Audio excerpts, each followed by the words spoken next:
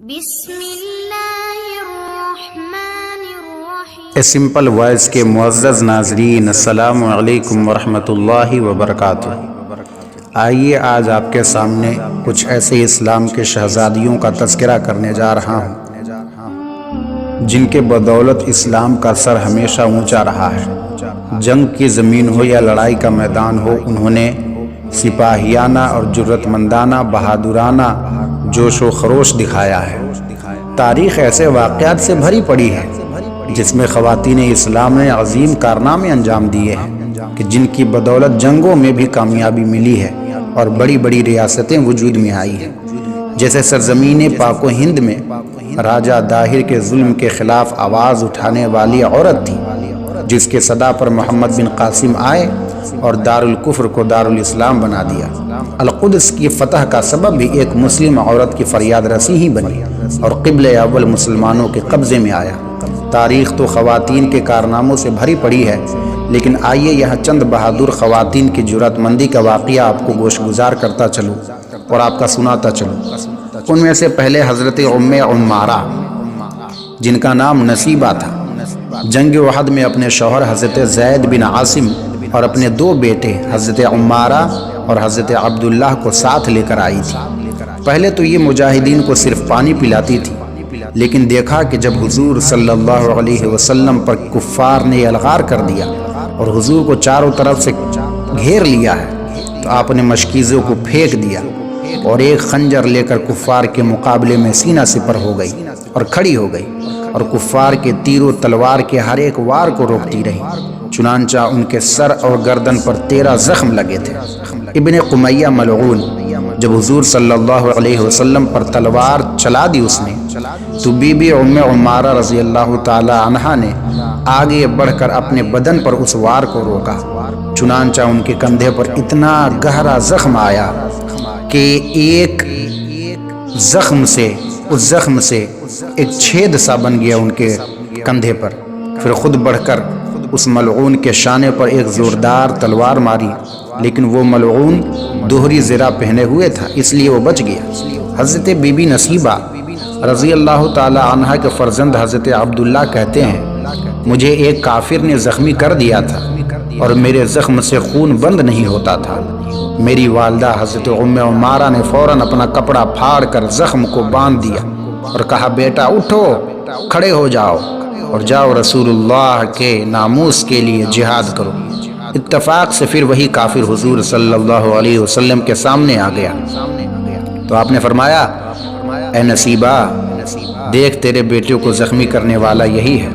یہ سنتے ہی حضرت بی بی ام عمارہ نے جھپٹ کر اس کافر کی ٹانگ پر تلوار کا ایسا بھرپور ہاتھ مارا کہ وہ کافر گر پڑا اور پھر چل نہ سکا، بلکہ سرین کے بل گھسیٹتا ہوا بھاگا۔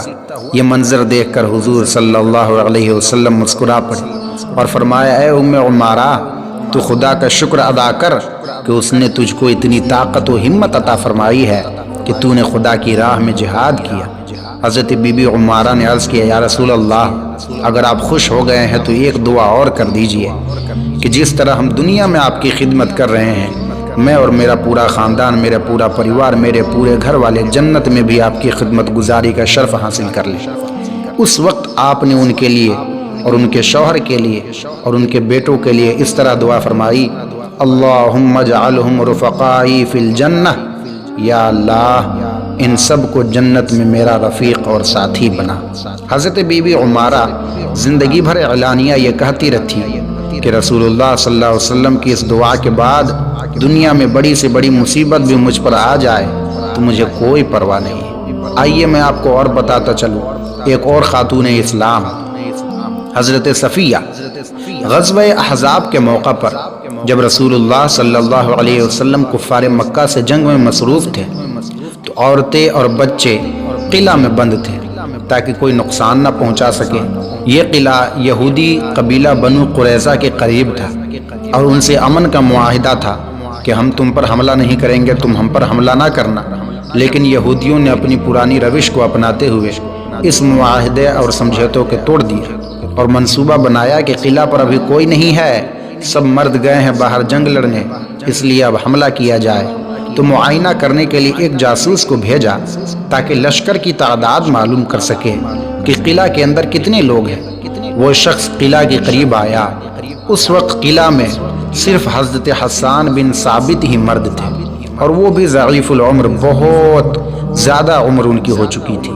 حضرت صفیہ بنت عبد المطلب نے جب اس شخص کو دیکھا، آپ نے ایک ڈنڈا لیا۔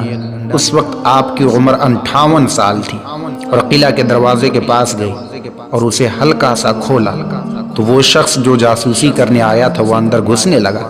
آپ نے اس کے سر پر وار کر کے اس کو فوراً جہنم رسید کر دیا اور سر کاٹ کر اس کے قلعے کے باہر پھینک دیا، جسے دیکھ کر سارے یہودی ڈر گئے، اور جو وہ حملہ کرنا چاہتے تھے ڈر کے مارے بھاگ گئے۔ آئیے اور دیکھتے چلیے اسلام کی شہزادیوں نے کیا کیا کارنامہ کیا ہے۔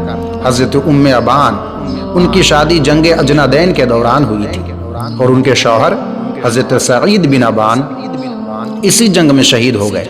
جب آپ کو شوہر کی شہادت کی خبر ملی تو اپنے شوہر کی لاش پر آئی اور دعائیہ کلمات کہے، پھر خیمہ میں جا کر جنگی لباس پہنا اور اپنے شوہر کی جگہ پر کھڑی ہو گئی اور جنگ لڑنے لگی۔ اس رومی لشکر میں ایک شخص جو رومیوں کی صلیب کو، ان کے علم کو، ان کے جھنڈے کو اٹھائے ہوا تھا، اس پر تاک کر نشانہ باندھا اور اس کو وہیں ڈھیر کر دیا۔ لشکر اسلام نے وہاں سب کو اپنے نیزوں پہ لے لیا اور مسلمانوں کو فتح یابی نصیب ہوئی۔ اگر اس موضوع پر بولا جائے تو بہت طویل گفتگو ہو جائے گی، اور بھی بہت سارے ہماری خواتین اسلام ہیں۔ حضرت خولہ بنت ازور ہے اور دیگر خواتین ہیں۔ حضرت سیدہ ام سلیم اپنے پاس تو ہمیشہ خنجر رکھا کرتی تھی، اور پوچھنے پر کہتی تھی کہ اگر کوئی مشرک میرے قریب بھی آیا تو میں اس کا پیٹ پھاڑ کر رکھ دوں گی۔